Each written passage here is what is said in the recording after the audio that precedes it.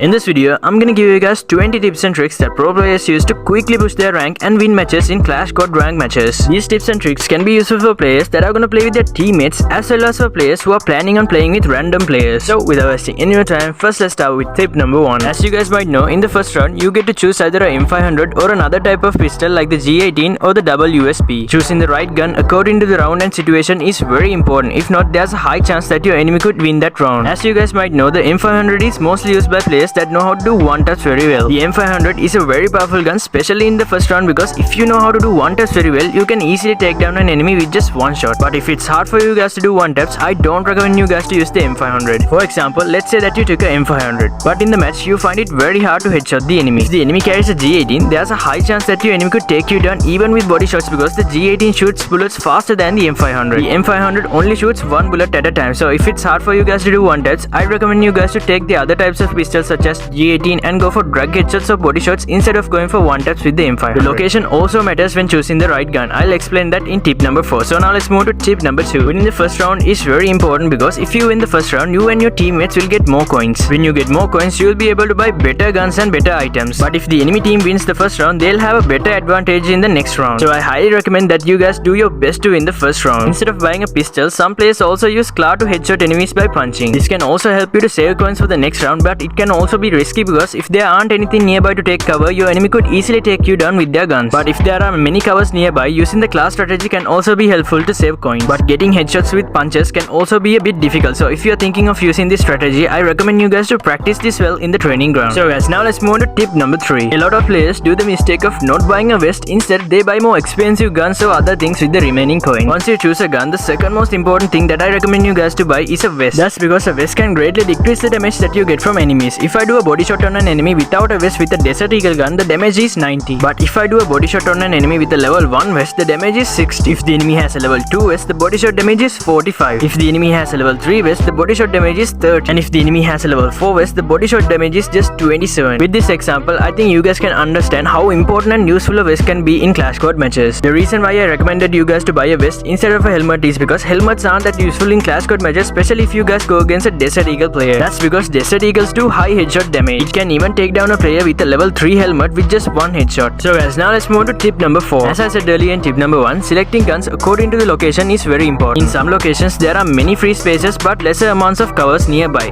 And in some locations, there are many covers nearby but there isn't much free space. For example, if you select a short range gun like the M1887 in a location where there isn't much cover, it will be hard for you to shoot enemies who are firing at you from long range. If you want to attack the enemy with the M1887, you will have to get close to the enemy. But since you have to go through the free space, there's a high chance that the enemy can easily take you down from long range. But if you take a long range gun in such a situation, it will be very helpful because you can attack the enemy from long range. Short range guns can be very useful in locations where there are many covers nearby. You can go from cover to cover and take the fight into close range with your close range gun. If it's still hard for you guys to understand, let's take the M500 and the G18 as an example for this. If you take the G18 into a location where there's a lot of free space and no things nearby to take cover, it will be hard to shoot your enemies who are in long range with the G18. If the enemy has a M500, it will be easy for him to attack from long range. If you took a M500 in such a location, it will be easy to attack enemies from long range. Now if you take the M500 into a location where there are many covers nearby, an enemy with the G18 can come near you from cover to cover and take the fight into close range. But if it's hard for you guys to do headshots with the M500, there's a high chance that the enemy with the G18 takes you down in close range. So it's very important to choose the guns according to the location you get in each round. I'll try to do a video on the best guns for Clash Squad rank matches, so if you guys want to see that video, make sure to like and subscribe right now and turn on the bell notification button to be notified when I upload a new video. So guys, now let's move to tip number 5. When choosing teammates for your squad, try to choose teammates who are either in the same rank as you or below your rank. If you play with teammates that have a higher rank, you will most likely get higher rank enemies in the match. And when you get hard enemies in the beginning, it can be very hard to push your rank. But if you play with teammates who are in the same rank as you, most of the time you will get similar rank enemies. The advantage of playing with random players is that most of the time you will automatically get teammates and enemies who are in the same rank or in a similar rank to yours. And sometimes when you play with random players, you will get easy opponents than the opponents that you get when playing with your teammate. But the problem with random players is that it's very hard to have a good team coordination with them. That's because a lot of them don't turn on their mics or rush together with you. So it can be a bit hard to push your rank with random players. If you have teammates that are in the same rank as yours, I highly recommend that you make a squad and play with them. But if you don't have any teammates, you might have to play with random players. But don't worry, even if you have to play with random players, I'll give you guys some tips and tricks in this video on how to play well and win matches with random players. So guys, now let's move on to tip number 6. Now if you have friends who are in a similar rank to yours, I highly recommend recommend that you guys make a squad and appoint a leader. You guys can also give different roles to each other according to your skills such as grenadier, rusher, flanker and etc. Having a leader in the squad is very important, so when choosing a leader, try to give it to the person who has good leadership skills and good experience in the game. It's very important that you listen and follow the leader's instructions and play as a team. Team coordination is also very important when playing with your squad. A lot of the time why most squads fail to win matches is because they don't talk to each other. So remember to turn on your mics and talk to each other about plans, strategies, enemy locations and etc. So guys, now let's move to tip number 7. Now I'll tell you guys some tips and tricks that you guys can use when playing with random players. When you get a random squad, first open the mic and try to see if anyone is willing to talk and play with you. Having at least one person to talk and rush with you is better than having all teammates going in different directions and getting knocked down. If your teammates are staying together, try to always stay together with your squad in the match. If your teammates don't stay together and listen to you, try to find the best player in the squad. Most of the time in random squads, there's a player that plays well than the other players. So if you find such a player, try to play and rush together with that player. If you do that, your team will have a higher chance of winning the match. If no one is willing to play together with you, you will have to stop depending on those random players and try to think that you're playing a 1 versus 4 match. And guys, even if your teammates don't play that well, don't insult them. If you insult them or their skills, they might not play well. Sometimes they might even stop playing that match. So even if they don't play well, try to give them a like and motivate them to play better. So guys, now let's move to tip number 8. Now I'm gonna tell you guys a trick that you guys can use if you have already made a squad. This trick can be used to confuse your enemy. To do this trick, before going into a match, ask your teammates to wear the same costume that you're wearing. Most of the time, when you do this, the enemies will get confused. When they get confused, it will be hard for them to plan a strategy on how to attack. So guys, now let's move on to tip number 9. Try to take advantage of heights. When you get into a higher position, it will be very easy to locate enemies, and not only that, it will also be easy to headshot enemies who are below you when you are in a higher position. Getting onto higher places can be very useful for players who play with snipers because it will be very easy to see and take down enemies. Higher places can also be very useful for grenade users because it will be very easy to locate enemies and throw grenades onto them by timing them correct. But before getting onto a higher position, make sure to take a glue wall because in most higher places there aren't any covers. The 10th tip that I want to tell you guys is to make a good character combination. In Clash Squad matches, things such as movement speed, health, tracking and defense are very important. If your team has a better set of character skills than your enemy, you will have a better chance of winning the fight. Having a good character combination can also help you to win 1 versus 4 situations. For example, for defense, you guys can use the Wukong character as your active character. Wukong can also be very useful when facing 1 versus 4 situations. One of the most important skills in Clash Squad matches is movement speed. So for movement speed, you guys can use the Kelly character. Health is also a very important factor when playing Clash Squad matches. Most of the time, the medkits that you get in the match might not be enough to survive in the match, so it's very important to have a character that provides you with health. So for health, you guys can use characters such as Leon and Jota. Tracking is also one of the most important things when playing Clash Squad matches. If you know the location of your enemy, it will be very easy to make strategies and take them down. So for tracking, you guys can use characters such as Moko and Clue. Creating a good character combination according to your playing style can also be very useful. I'll try to do a video on some of the best character combinations for CS rank matches. So if you guys want me to upload that video, make sure to comment that down in the comment section below. So guys, now let's move on to tip number 11. One of the best characters for Clash Squad matches is the Clue character. I highly recommend at least one of your teammates to use her when playing Clash Squad matches. Her skill has the ability to track enemy location. As I said earlier, if you guys know the enemy's location, it will be very easy to plan and take down your enemies. For example, let's say that when you use the Clue character skill, you will be able to see that one enemy is separated from the rest of the enemy squad. Then you and your teammates can rush and take down that enemy first. Sometimes there are moments when you can't find the last enemy's location, and sometimes that last enemy might even win that round by doing a healing battle with your team. But if at least one of you guys have the Clue character skill, it will be very easy to find that enemy quickly and take him down. So guys, now let's move on to tip number 12. Now I'm gonna tell you guys a secret trick that pro players use to take down enemies. To do this trick, first go near an airdrop. After that, once you see that an enemy is coming near the airdrop, quickly time and throw a grenade near the airdrop. This trick can even help you take down multiple enemies if they come near the airdrop when you throw the grenade. The 13th tip that I want to tell you guys is to use the cover fire strategy. While your teammates rush the enemy, you can get onto a higher position and attack enemies from long range while your teammates attack the enemy from short range. If you are in a higher position, most of the time you will be able to see the enemies who are below you, so you can then inform your teammates about the locations of your enemies. Two of the best guns that I recommend when doing cover fire are the AWM and the Farmer's gun. If you do a 150 body shot damage from long range with the AWM, your teammates can easily take down that enemy from short range. When using the Farmer's gun, one of the best tricks to use when giving cover fire is to use the scope in and out trick. The 14th tip that I want to tell you guys is to use the flanking strategy. While your teammates directly rush your enemy, the flanker can go from the other sides and get to the enemy's side. Once the flanker does that, the flanker can attack the enemy from the back while his teammates attack the enemy from the front side. The Clue character skill can also be very useful for flankers to track their enemies' locations and attack them from the back. The 15th tip that I want to tell you guys is to try your best to attack and take down enemies from long range. In long range, it will be easy to attack your enemies, and if you get attacked, it will be easy to heal yourself since the enemies aren't near you. But in short range, it can be very risky because you can get attacked from different sides, and it can be very hard to heal yourself if your enemies are nearby. So I recommend you guys to at least take down 1 or 2 enemies from long range, and once you and your teammates get into short range, it will be easy to take down the remaining enemies. So guys, now let's move on to tip number 16. One of the biggest mistakes that players do in Clash Squad rank matches is that they stay in the same place for too long. If the enemies know your location, it will be very easy for them to take you down if you stay in the same place. For example, let's say that you are the flanker in your squad. Once you get into the enemy side, you stay in one place and wait until you get a good aim at your enemies. If any of the enemies use the clue character skill, they will be able to see your location, and they could also make a strategy on how to attack and rush you first since you are alone. If you stay in the same place, it will be very easy for them to attack you, but if you keep changing your location, it can confuse your enemies. The 17th tip that I want to give you guys is to not rush blindly into the enemy territory. One of the biggest reasons why squads get eliminated quickly is because they just rush straight into the enemy without even making a strategy. If you just rush straight into the enemy, you and your teammates can get attacked from different